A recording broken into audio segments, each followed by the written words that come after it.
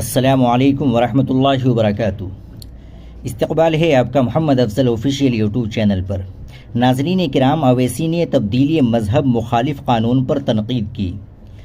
AIMIM کے سربراہ اسد الدین اویسی نے ہفتے کے روز راجستھان میں بی جے پی حکومت کے ذریعے حال ہی میں منظور کیے گئے تبدیلی مذہب مخالف قانون پر تنقید کرتے ہوئے حکمراں پارٹی پر آئین کی توہین کرنے کا الزام لگایا۔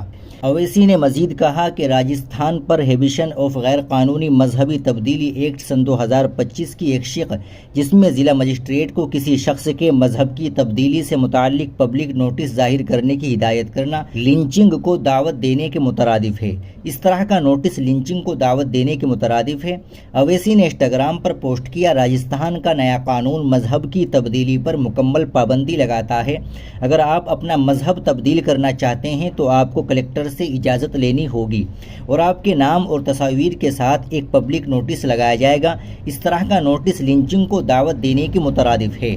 گھر یا عبادت گاہ کو بلڈوزر کیا جا سکتا ہے۔ انہوں نے قانون کی ان دفعات پر بھی اعتراض کیا جو غیر قانونی تبدیلی کے الزام میں کسی کی جائیداد کو مسمار کرنے اور ضبط کرنے کی اجازت دیتی ہے۔ اویسی نے کہا، اس کے علاوہ اب کسی پر بھی غیر قانونی تبدیلی کا الزام لگایا جا سکتا ہے، ان کے گھر یا عبادت گاہ کو بلڈوزر کیا جا سکتا ہے اور ان کی جائیداد کو ضبط کیا جا سکتا ہے۔ بی جے پی والے آئین کا احترام کہاں کرتے ہیں؟ آئین کے پہلے صفحے پر لکھا ہے کہ فکر، اظہار، عقیدہ، ایمان اور عبادت کی آزادی، لیکن بی جے پی والے آئین کا احترام کہاں کرتے ہیں؟ اکتوبر میں راجستھان کے گورنر ہری بھاؤ باگڑے نے راجستھان ممنوعہ غیر قانونی مذہبی تبدیلی بل کو منظوری دی، جو ستمبر میں مانسون اجلاس کے دوران راجستھان قانون ساز اسمبلی کے ذریعے منظور کیا گیا تھا۔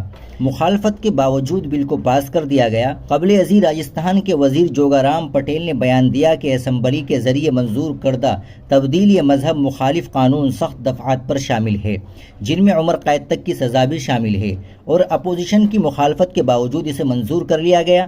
ANI سے بات کرتے ہوئے پٹیل نے کہا، کانگریس پارٹی کے کچھ ممبران تھے جو اس بل پر بحث نہیں کرنا چاہتے تھے، ان کی مخالفت قابل مذمت تھی۔ مخالفت کے باوجود بل کو پاس کر دیا گیا، 7 سال سے لے کر عمر قید تک کی سزا۔ وزیر نے اس بات پر زور دیا کہ نئے قانون میں لوگوں کو زبردستی یا دھوکہ دہی سے دوسرے مذاہب میں تبدیل کرنے والوں کے لیے سخت سزا کا بندوبست کیا گیا ہے۔ پٹیل نے مزید کہا، اس قانون میں 7 سال سے لے کر عمر قید تک کی سزا کے لیے سخت دفعات ہے۔